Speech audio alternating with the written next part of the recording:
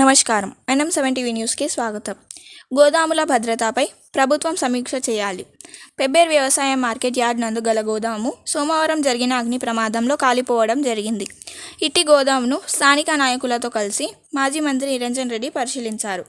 ఈ సందర్భంగా ఆయన మాట్లాడుతూ 10,000 మెట్రిక్ టన్నుల సామర్థ్యం గల గోదాము అగ్నికి ఆహుతి అవ్వడం దురదృష్టకరమని అన్నారు.